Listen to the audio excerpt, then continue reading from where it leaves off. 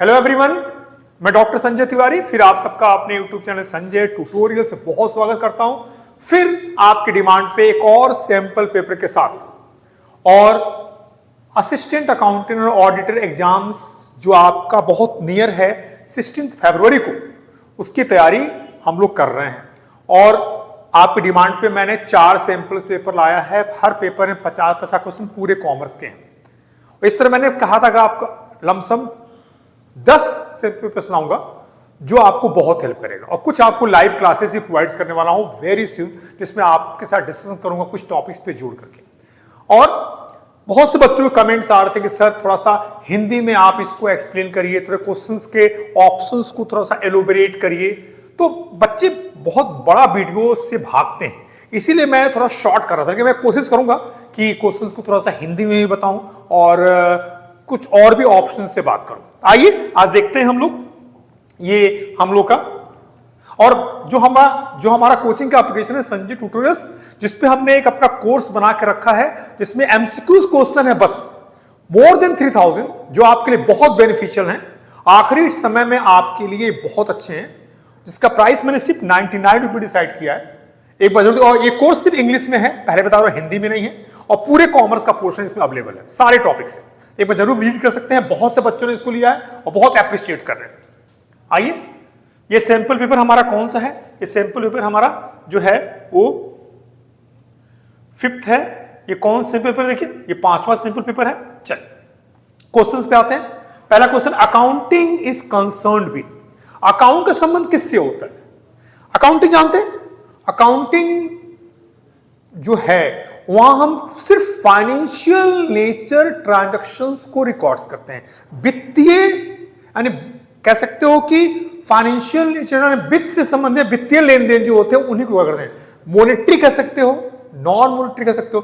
तो अकाउंटिंग में सिर्फ मॉनेटरी से रिलेटेड ट्रांजैक्शंस और इवेंट्स को रिकॉर्ड किया जाता है, नॉन मॉनेटरी को रिकॉर्ड नहीं किया जाता। यानी मौद्रिक लेन देनों को लिखा जाता है, घटनाओं को लिखा जाता है, और मौद्रिक को नहीं लिखा जाता। क्या ऑप्शन होगा? Monetary transaction. नॉन मॉनेटरी तो हो नहीं सकता। मॉनेटरी एंड नॉन यहां भी आ गया, यानी हमारा क्या होगा? पहला ऑप्शन, यानी अकाउंटिंग में सिर्फ और सिर्फ मॉनेटरी ट्रांजैक्शंस को रिकॉर्ड्स किया जाता है। Question 2, the basic rule of bookkeeping, debit what comes in, credit what goes out is applicable to. Accounting में आप पढ़े हो ना, जब हम रिकॉर्डिंग करते हैं, अकाउंटिंग का श्रीगढ़साय कहां से होता है? जब हम बिजनेस के फाइनेंशियल नेचर ट्रांजैक्शंस और इवेंट्स को बुक्स में लिखते हैं, रिकॉर्ड्स करते हैं। और रिकॉर्डिंग कहां किया जाता है? जर्नल में या सब्सिडियरी बुक्स में। कहां? जर्नल में या सब्सिडियरी बुक्स में। यानी अकाउंटिंग का श्रीगढ़साय जर्नल या सब्सिडियरी बुक्स होता है। जहां लेन देन ज्यादा होते हैं वहां सब्सिडियरी बुक्स यूज किया जाता है, जहां लेन देन कम होते हैं वहां हम जर्नल में रिकॉर्ड्स करते हैं। ठीक है, जर्नल में रिकॉर्डिंग करने के लिए रूल्स हैं, गोल्डन रूल ऑफ अकाउंटिंग है। पहला पर्सनल अकाउंट का रूल है, पाने वाले को डेबिट, देने वाले को credit, debit receiver, credit is. और दूसरा रियल अकाउंट का रूल है, debit what comes in, credit what goes out. तो ये रूल किस अकाउंट्स का है? रियल अकाउंट्स का है। और नॉमिनल का रूल क्या है? Debit all expenses and losses and credit all incomes and gains. Which principles has important bearing on capital revenue classification? कौन सा ऐसा अकाउंटिंग प्रिंसिपल्स है जो कैपिटल और रेवेन्यू एक्सपेंडिचर को बांटता है? पता है आपको? अकाउंटिंग के बेसिक में जब बच्चे अकाउंटिंग करते हैं और वो अकाउंटिंग अगर बच्चा बिना कैपिटल और रेवेन्यू आइटम से करता है तो डेफिनेटली गलती करेगा।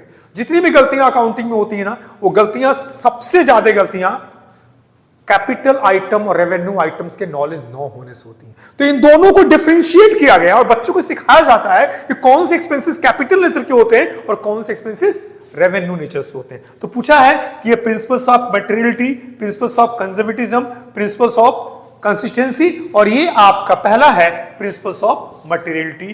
ठीक है, इसके ऊपर आता है।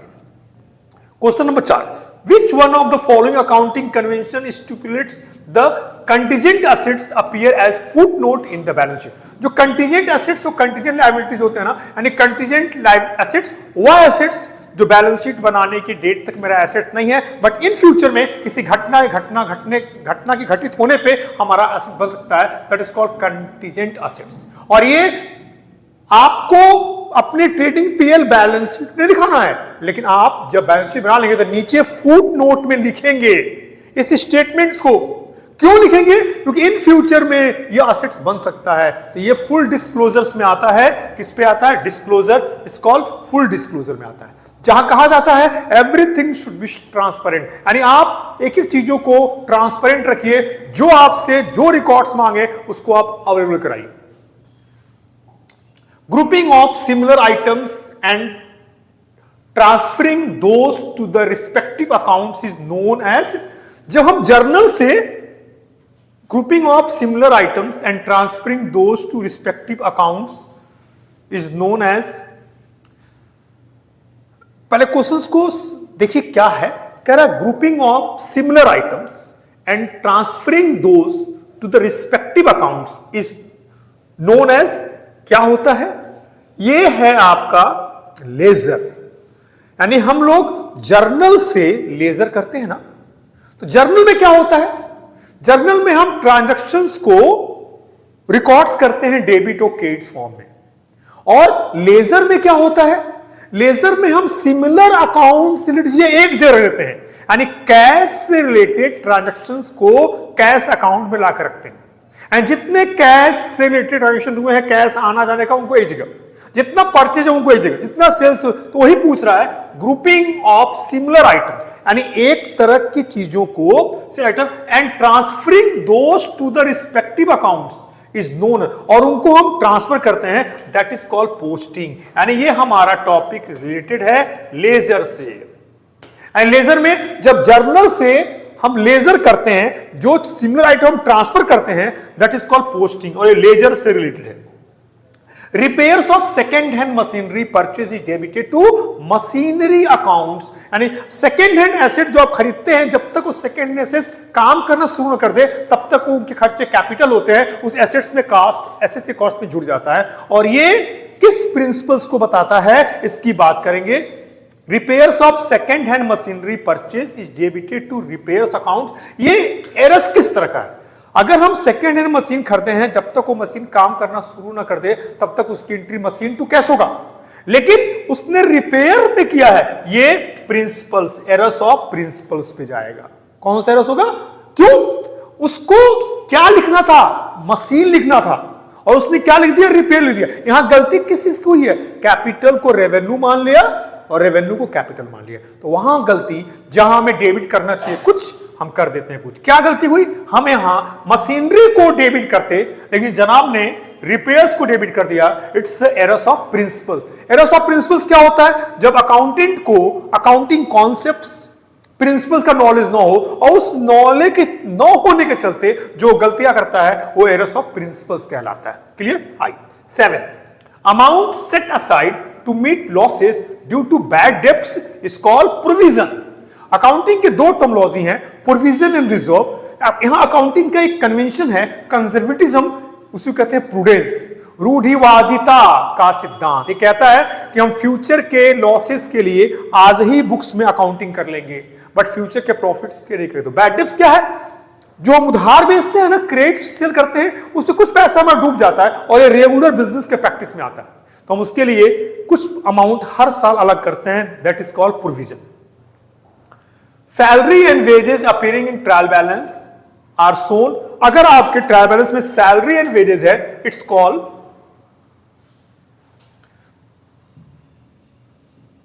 आइए थोड़ा सा इसको, हाँ,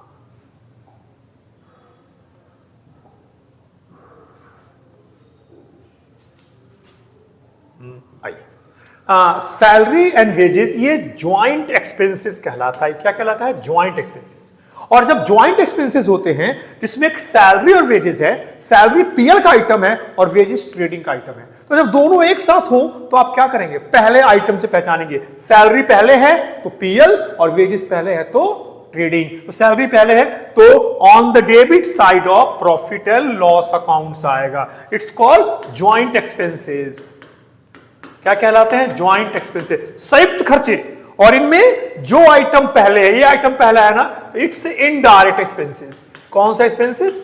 इनडायरेक्ट एक्सपेंसेस। और इनडायरेक्ट एक्सपेंसेस को हम पीएल में दिखाते हैं। और ये क्या है? वेजेस डायरेक्ट एक्सपेंसेस है। कौन सा एक्सपेंसेस? अगर वेजेस एंड सैलरी होता ना तो ये वाला ऑप्शन, पहला वाला ऑप्शन सही होता। क्लियर? आइए, for providing depreciation on lease hold property the appropriate methods of charging depreciation is, देखिए यहां पे थोड़ा सा ऑप्शंस को चेंज करना पड़ेगा, ठीक है।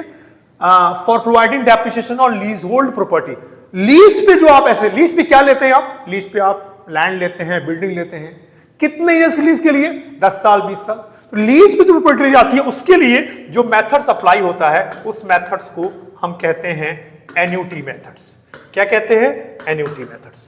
यहां पे ऑप्शंस में थोड़ा गलती है, ये जो रिवैल्यूएशन लिखा है ना, सॉरी ये तो इसमें कहीं ऑप्शन है ही नहीं, ये गलत टाइप है। तो आप इसको, इस क्वेश्चन का आंसर ये हो जाएगा, ये हो जाएगा।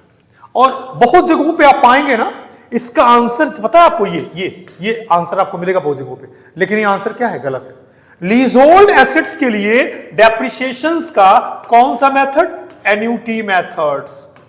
एन्युटी मेथड, इसको हम वार्षिक पद्धति कहते हैं। तो इसको थोड़ा सा सही कर लीजिएगा, इसका आंसर ये होगा आपका, ठीक है। आइए नेक्स्ट आते हैं। Dependent branch mix, dependent branch only cash sales नहीं, ओनली, ये दोनों डिपेंडेंट ब्रांच दोनों तरह का सेल्स करता है, कैश सेल्स और credit sales. The difference between goods sent by head office and receive by branch, बहुत अच्छा पॉइंट है। हेड ऑफिस ने ब्रांच को गुड्स भेजा और ब्रांच ने रिसीव कर लिया। कभी कभी ऐसा होता है बुक्स क्लोज होने जाता है, एचओ ने, हेड ऑफिस ने गुड्स भेज दिया 5 लाख का, ब्रांच को गुड्स 31 मार्च से 4.5 लाख का भेजा। तो वह गुड्स जो एचओ ने भेजा ब्रांच को नहीं मिला, that is called goods in transits. क्या कहलाता है? गुड्स इन ट्रांजिट्स कहलाता है। देखिए ऑप्शन में है कि नहीं, देखिए गुड्स इन ट्रांजिट्स, यानी हेड ऑफिस द्वारा ब्रांच को जो गुड्स भेजा गया है उसमें से जो अंतर आता है वो गुड्स इन ट्रांजिट्स कहलाता है। If the effects of error is cancel, the resultant errors are called compensating errors. जब एक साथ कई एरर्स होते हैं, एक एरर्स में जो कमी है, जितना कम है उतना दूसरे में ज्यादा होगा, एक एरर्स में जितना ज्यादा है दूसरे में उतना कम होगा, इट्स कॉल्ड कंपनसेटिंग एरर। और ये मत सोचिएगा कि इसने एरर्स का रेक्टिफिकेशन कर दिया, नो, इसने एक साथ कई एरर्स हुए और एक एरर्स ने दूसरे एरर्स को छुपा दिया, आप ये कह सकते हैं। तो ये होगा compensating errors. Under stock and debtors methods of branch accounts, branch adjustments accounts is opened when goods sent to branch invoice price। बहुत अच्छा पॉइंट है। ब्रांच में अकाउंटिंग के बहुत से मेथड्स हैं, डेटर मेथड्स है। पहले तो डिपेंडेंट ब्रांच में आइए, डिपेंडेंट ब्रांच में डेटर मेथड है, फाइनल अकाउंट्स मेथड है, होलसेल ब्रांच मेथड है, बहुत है। उसी में से कह रहा है कि स्टॉक एंड डेटर मेथड्स में एचओ जो ब्रांच को गुड्स भेजता है तो वो आईपी भेजता है, इनवॉइस प्राइस से भेजता है। Amount set aside to credit और reserve is debited to, reserve की बात हो रही है जब हम अपने प्रॉफिट्स का एक पार्ट फ्यूचर के लिए अलग कर लेते हैं। जब हम हर साल प्रॉफिट्स का मान लीजिए 10% प्रॉफिट का 10% हर साल अलग कर रहे हैं, और इसको जब अलग करते हैं तो उसके लिए बनता है पीएल एप्रोप्रिएशन अकाउंट। कौन सा बनता है? पीएल एप्रोप्रिएशन, यानी वो अकाउंट जहां हम प्रॉफिट से प्लानिंग करते हैं, प्रॉफिट से क्या करना है। Any expenditure outstanding at the time of preparing final account should appear। और outstanding expenses है तो एक बार उसको पर्टिकुलर एक्सपेंस में ऐड करेंगे, और ऐड कहां करेंगे? ट्रेडिंग या पीएल में। डायरेक्ट एक्सपेंसेस का आउटस्टैंडिंग और ट्रेडिंग में, इनडायरेक्ट क्या तो पीएल में, और बैलेंस शीट के लायबिलिटीज साइड में शो करेंगे क्योंकि लायबिलिटीज हो। आइए profit loss accounts and trading में profit loss accounts and balance sheet, ये देखिए, ठीक है, ये हो जाएगा। Hire purchase act came into force with the effects of 4 सितंबर 93। 72 में हायर परचेज एक्ट आया था और इफेक्ट इंप्लीमेंट हुआ था 1 सितंबर 1973 को। जरा इस क्वेश्चंस को पढ़ने में प्रॉब्लम है, थोड़ा सा गलत लग रहा है, अमीना दूसरी तरह टाइप हो गया। मैं पढ़ता हूं आपको। Under which system ownership is transfer on payment of final instalment. Hire purchase system और इंस्टॉलमेंट पेमेंट सिस्टम में किस सिस्टम में ओनरशिप कब ट्रांसफर होता है? फाइनल इंस्टॉलमेंट के बाद हायर परचेज सिस्टम है। किसमें? Higher purchase system. I think दिख रहा होगा, हाँ, ध्यान दीजिएगा। If the hire vendor may take away all the goods on which there is a default of installments, it is called। Higher purchase system पे vendor ने परचेजर को assets goods बेचा है, बट वो इंस्टॉलमेंट नहीं दे पाया है, और वो इंस्टॉलमेंट नहीं देने के चलते वेंडर के पास ये राइट है कि वो पूरा एसेट्स वापस लेगा। कहा भी है take away all the goods. जब वेंडर परचेजर से इंस्टॉलमेंट न देने के चक्कर में सारा एसेट्स वापस ले ले तो इसको कहते हैं फुल रिपोसेशन। क्या कहते हैं? फुल रिपोसेशन कहते हैं।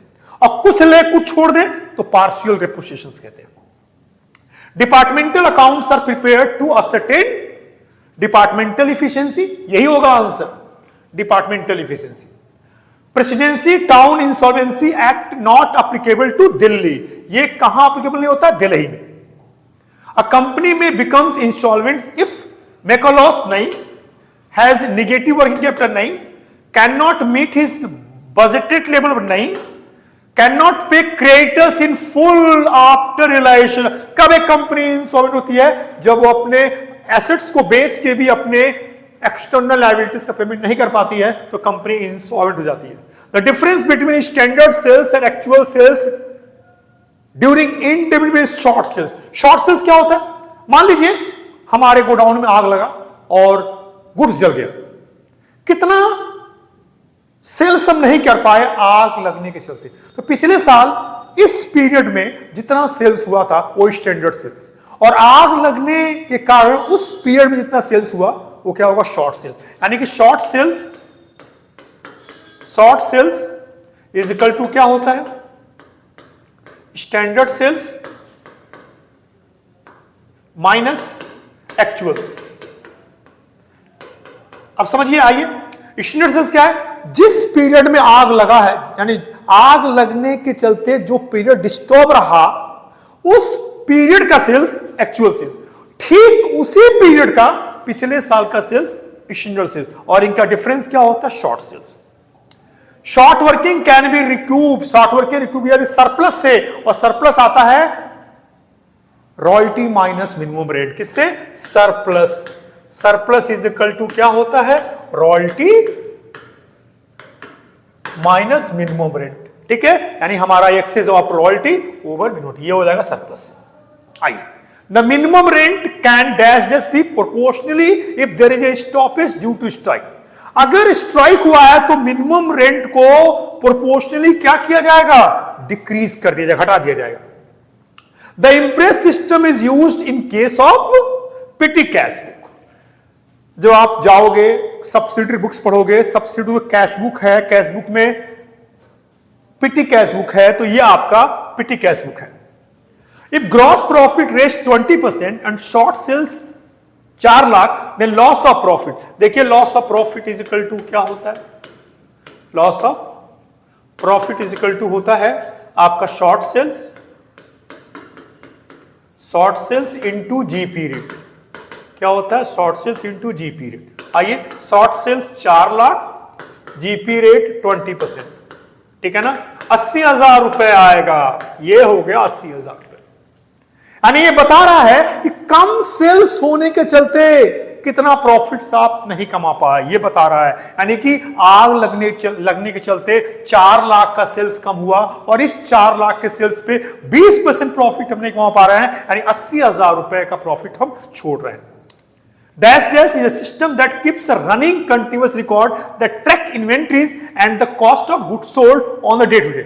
वह स्टॉक का मेथड जहां हम डे टू डे अपने स्टोर में रखे गए गुड्स का इंफॉर्मेशन देते हैं।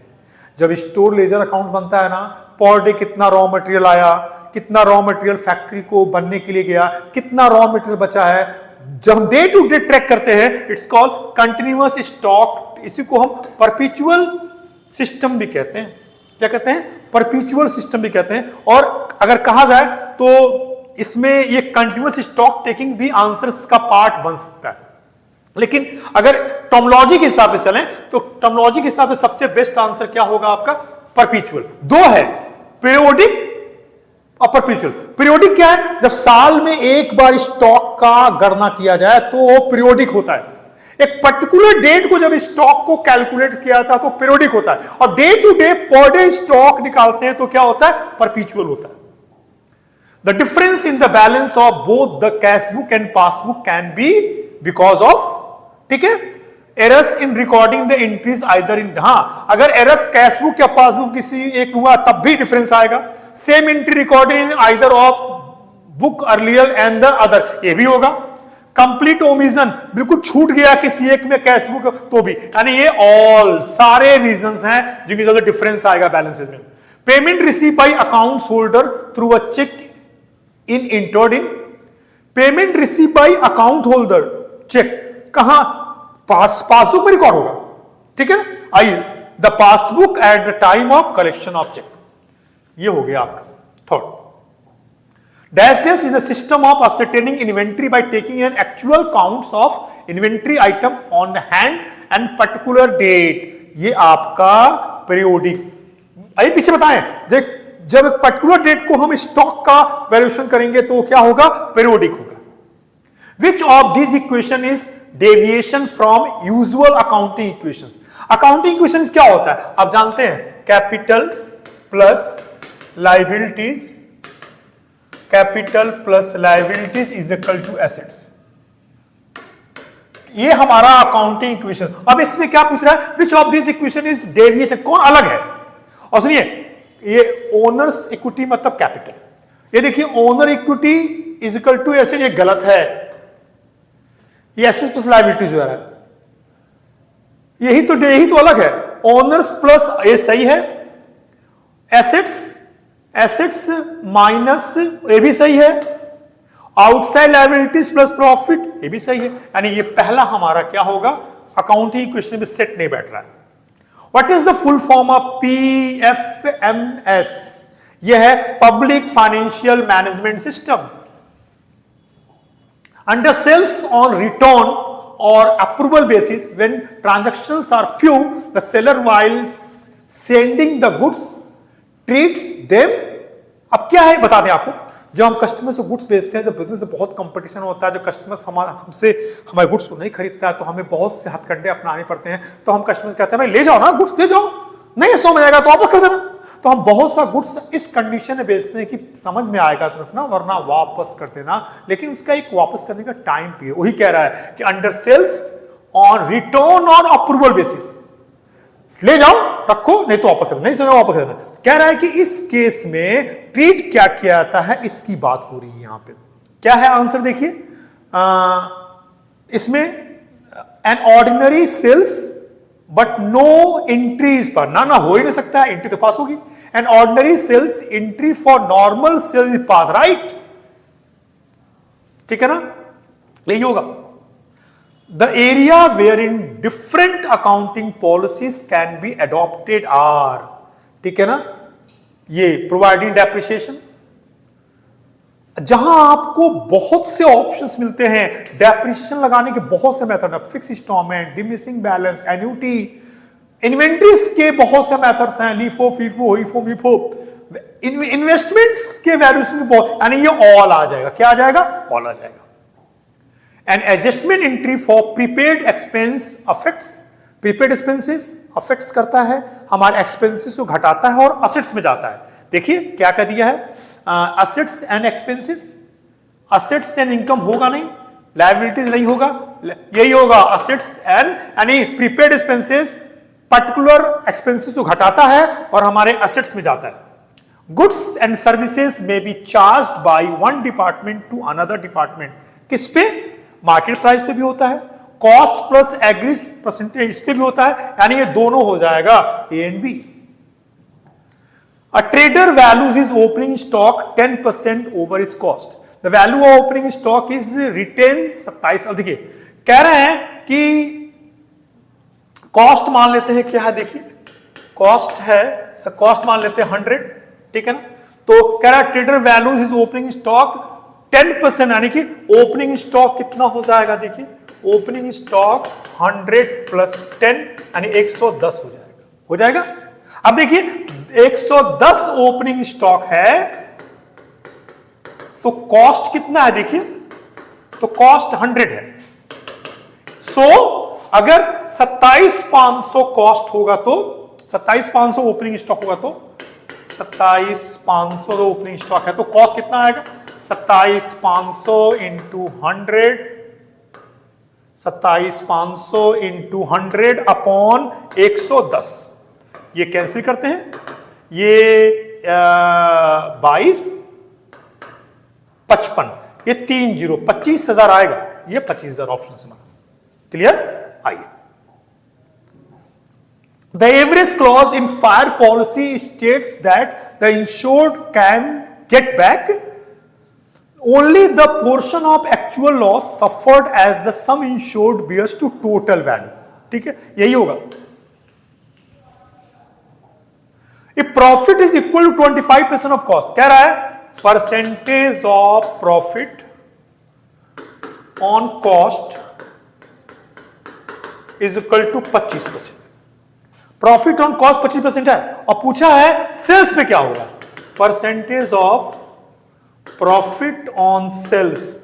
अगर आपको कॉस्ट परसेंटेज पता है तो सेल्स में कन्वर्ट हो जाएगा, और सेल्स पता है तो कॉस्ट। अब आएंगे यहां पे, क्या होगा आपका, यहां होता है रेट अपॉन 100 प्लस रेट। ध्यान दीजिएगा फॉर्मूला, कब, जब कॉस्ट के परसेंटेज को सेल्स में चेंज करना हो, यानी किसमें, ये परसेंटेज ऑफ कॉस्ट, ठीक है ना, convert into percentage of sales. ये तो फॉर्मूला क्या है, रेट अपॉन, तो 25 अपॉन 100 प्लस 25, यानी 25 अपॉन 125, यानी 1/5, और 1/5, 1/5 इज इक्वल टू 20%। कैसे देखिए, 1/5 को परसेंटेज में चेंज करिए, इंटू 100 करिए, 20%। देखिए हमारे पास ऑप्शंस है। बहुत अच्छा क्वेश्चन है। कई क्वेश्चंस आपको मिल सकते हैं जो आप परसेंटेज ऑफ प्रॉफिट्स को, कॉस्ट को सेल्स से बदलेंगे, सेल्स को कॉस्ट पे। अगला क्वेश्चन आएगा, यहां तो हम कॉस्ट को सेल्स से बदलने, अगला क्वेश्चन सेल्स को कॉस्ट से बदल दिखाएंगे आपको। A composite taxpayer is required to file summarized details of transaction quarterly। कितने में, quarterly. The first 2 digit of GST represent किसको शो करता है, स्टेट कोड को, यानी पहला 2 डिजिट जीएसटी का ये स्टेट को शो करता है। TDS certificate is to be issued by deductor in the form of GSTR7A। Time of supply means the date of issue of invoice और डेट ऑफ पेमेंट्स। ठीक है, ये विच एवर इज अर्लियर, ठीक है, which ever letter यही होना चाहिए, दोनों जो अर्लियर होगा। Under the income tax act person under section, person को एक्सप्लेन किया गया है। अगर मैं आपसे बात करूं, person under section 2 sub section 31 में क्या बताया गया, पर्सन कौन होता है, individual, HUF, firm, AOP, BOI, company, local authority, artificial judicial person, ये सब पर्सन में आते हैं। इंडिविजुअल भी आता है, HUF, यानी all are in person under section 231 में। ओपनिंग स्टॉक 15,000, परचेज इतना। आइए पहले कॉस्ट ऑफ गुड्स सोल्ड निकालते हैं। Cost of goods sold is equal to क्या होता है, opening stock plus purchase plus direct expenses, इस पे क्वेश्चन, माइनस क्लोजिंग स्टॉक, यही ना। Opening stock 15,000, purchase 95,000, direct expenses नहीं है, नील, और क्लोजिंग स्टॉक है हमारा 29,000। ये हो गया 1,10,000, 1,10 माइनस 29,000, ये हो गया 81,000। 81,000 इज और कॉस्ट ऑफ गुड्स। कहा है सेल्स जो होगा, ग्रॉस प्रॉफिट जो है वो 10% सेल्स का है, सेल्स तो पता नहीं, इसको हम लोग कन्वर्ट कर लेंगे, यानी कि percentage of sales into percentage of cost. क्या है होता है formula, rate upon 100 minus rate, यानी कि 10 अपॉन 100 माइनस 10, यानी 10 अपॉन 90, यानी 1/9। अब निकाल लीजिए आप, इस पे काम करने का पूछा है सेल्स क्या होगा, तो हम सीधे इस पे काम कर सकते हैं। तो सेल्स जो है, जब 81,000 है ना, यहां पे देखिए 81,000 है, कई तरीके निकालने के हैं। 81,000 का हम 1/9 निकाल लेंगे, 9,000 हमारा जीपी आ गया। क्या आ गया, जीपी आ गया। और सेल्स इज इक्वल टू हम जानते हैं, पढ़े हैं, cost of goods sold plus GP होता है 81,000 प्लस 9,000, क्या हो गया? ये 90,000 हमारा क्या हो जाएगा? सेल्स। और भी तरीके थे हमारे पास, बहुत से तरीके थे इस क्वेश्चन को सॉल्व करने के। आइए, what is the commodity kept outside the pure? GST से कौन सी कमोडिटी बाहर है? टोबैको है, पेट्रोलियम प्रोडक्ट्स नहीं आता है किसमें? जीएसटी इसमें नहीं लगता है। Body of individual should consist, individual यानी बीओआई, बीओआई मींस देखिए दो टर्म्स है, AOP, OB. AOP association of person, जिसमें एक इंडिविजुअल, एक फर्म, एक कंपनी भी हो सकती है मिलके मिलके, लेकिन बॉडी ऑफ इंडिविजुअल में सिर्फ व्यक्ति बनते हैं, यानी मेल फीमेल बन के बॉडी ऑफ इंडिविजुअल होता है, तो ओनली इंडिविजुअल हो सकते हैं इसमें, और नहीं होंगे। The auditors before planning for an audit should consider degree of reliance expected to be placed on accounting system. Internal ये भी होगा और ये भी होगा, दोनों आ जाएगा, A and B हो जाएगा। 49. Which of following taxes will be levied on importers? IGST, yes ये, क्योंकि ये दूसरी सेम स्टेट पे नहीं ना, अलग है। Which of following service provided by departmental post are exempt, यानी कि पोस्ट ऑफिस के कौन से यहां पे एग्जेम्प्ट होते हैं? स्पीड पोस्ट, ठीक है ना, यहां पे एग्जेम्प्ट, यानी ये तो एग्जेम्प्ट नहीं है, लाइव बिजनेस में ये सब आपके एग्जेम्प्ट नहीं। Which of following service provided by department of post are exempt, मैं उल्टा बोल दिया, these all are exempt from GST. ये सारे जो है, थोड़ा वेट करिएगा, थोड़ा कंफ्यूज हो रहा हूं। Which of following service provided by Department of Post are exempt? कौन सा इसमें से एग्जेम्प्ट है जीएसटी से? ठीक है ना, नहीं एग्जेम्प्ट नहीं है, ये इस पे लगता है, राइट? यहां भी, यहाँ पे जहां इंश्योरेंस कराते हैं तो वहां भी जीएसटी लगता है, यानी इनमें से कोई नहीं, उनमें से कोई ऐसा आइटम नहीं इसमें एग्जेम्प्ट हो। डन। ये हमारा आपका 5वां सैंपल पेपर से बहुत अच्छे क्वेश्चन सेलेक्ट किए हैं, और आगे से थोड़ा मैं स्टैंडर्ड बढ़ाने जा रहा हूं पेपर का, और मैं सेक्शंस भी लेने आ रहा हूं। एक वीडियोस इनकम टैक्स का लेके आऊंगा जिसमें सिर्फ सेक्शन और सेक्शंस होंगे, रट डालिएगा, और डेफिनेटली उसमें से क्वेश्चंस मिलेगा। कैसा लगा वीडियो? अब मुझे बहुत अच्छा लग रहा है, बच्चे वीडियोस देख रहे हैं और बहुत अच्छा कमेंट्स कर रहे हैं, और मैं सबके कमेंट्स को रिप्लाई कर रहा हूं। जरूर अगर आप उससे इंटरेक्ट होंगे तो मैं आपको बहुत कुछ प्रोवाइड्स करूंगा। मैं आपके लाइव क्लासेस का प्लान कर रहा हूं, 2-3 दिनों बाद मैं अनाउंस करूंगा, आपके साथ हम डिफरेंट टॉपिक्स पे मिलके बात करेंगे, और छोटे से कन्वर्सेशन में आपको बहुत कुछ सीखने को मिलेगा। आप मेरे वीडियो को लाइक कर रहे हैं, आपको मेरी टीचिंग मेथोडोलॉजी अच्छी लग रही है, बहुत अच्छी बात है। और अब मैं जहां एकेडमिक में बहुत हाईलाइट्स था, अब मैं ग्रेजुअली अपने आप को कॉम्पिटिटिव एग्जामिनेशंस की ओर टर्न कर रहा हूं, और होप करता हूं कि आगे आपको इससे अच्छे वीडियोस मिलेंगे और क्वेश्चंस तो आपको बहुत अच्छे मिलेंगे। थोड़ा सा प्रॉब्लम ये है कि आप जो मेरे सामने हो, आप जो मेरे वीडियोस देखते हो, मैं आपके नॉलेज लेवल को चेक नहीं कर पाता, तो थोड़ी सी प्रॉब्लम है। एक फ्यूचर में जरूर हम एक दूसरे कोर्सेज में आपके साथ जुड़ के, जब अपनी अकाउंटिंग जो मेरा टीचिंग स्टाइल है, जो मेरा टीचिंग मैथोलॉजी है, जब मैं आपको शेयर करूंगा तो आपको बहुत अच्छा लगेगा। इसी बीच में जब मैं YouTube पे लाइव होऊंगा, जरूर आपसे इस टॉपिक से बात करूंगा। कैसा लगा वीडियो जरूर कमेंट बॉक्स में लिखिएगा। किसी भी क्वेश्चंस के आंसर में अगर आपको डाउट लगता है जरूर मेंशन करिएगा, मैं जरूर रिप्लाई करूंगा। प्लीज मेरे चैनल्स को सब्सक्राइब करिए, सारे फ्रेंड्स को जरूर बताइए इस चैनल के बारे में। जो क्वेश्चंस आपके सामने आ रहे हैं वो बहुत इंपॉर्टेंट क्वेश्चंस हैं। अगर सेम क्वेश्चंस नहीं आया तो उसी से मिलता जुलता क्वेश्चन डेफिनेट आएंगे, क्योंकि मुझे आइडिया है ये कैसे क्वेश्चन पूछे जाएंगे। एकदम श्योर है कि ऐसे क्वेश्चन आपको मिलेंगे एग्जामिनेशन में। ठीक है, अभी 5 सैंपल पेपर्स आने बचे हैं, तो उस 5 सैंपल में बहुत कुछ चीजें मैं आपको देने वाला हूं। ठीक है, फिर बहुत जल्दी एक नए सैंपल पेपर के साथ मिलता हूं, तब तक के लिए थैंक्स।